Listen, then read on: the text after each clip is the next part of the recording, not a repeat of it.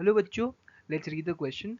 Two rigid bodies A and B rotate with rotational kinetic energy EA and EB respectively.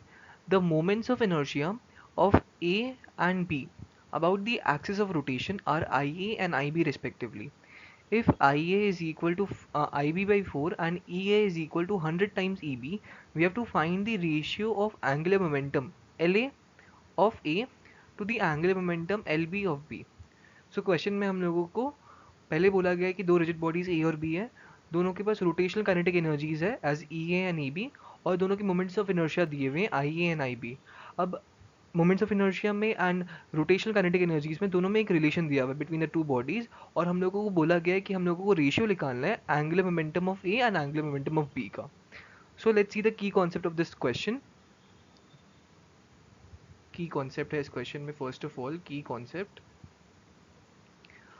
Rotational kinetic energy जो यहाँ पे ई दी हुई है वो होती है हाफ आई ओमेगा स्क्वायर. ये होता है रोटेशनल काइनेटिक एनर्जी. एंड जो एंगुलर मोमेंटम एल होता है उसका फॉर्मूला होता है I into omega, where I is moment of inertia, I is M O I moment of inertia, moment of inertia, moment of inertia,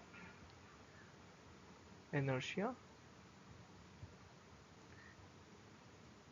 and omega is angular velocity, angular velocity.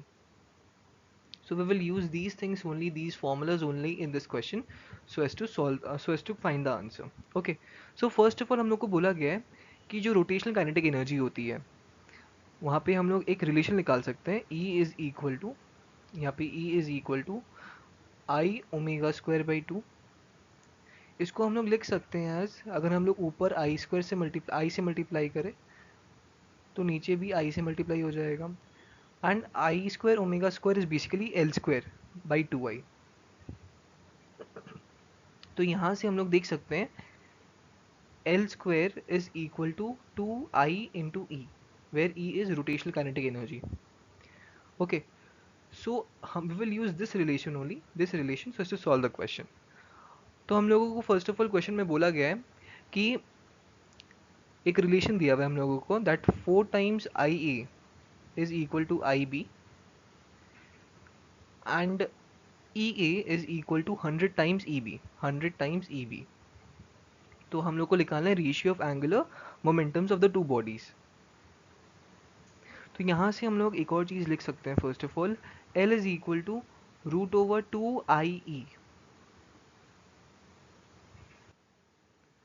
So we will write further as, यहाँ पे हम लोग further लिख सकते हैं, हम लोग को निकालना ratio of L A by L B. So ये हो जाएगा root over 2IA E A divided by twice of 2IB EB. अब इन दोनों में एक पर्टिकुलर रिलेशन दिया ही हुआ है दोनों में, सो 2 will get cancel.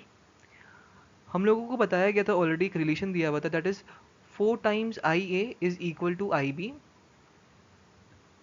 And E A is equal to 100 times E B, 100 times E B, E B. We will use this only to solve the question.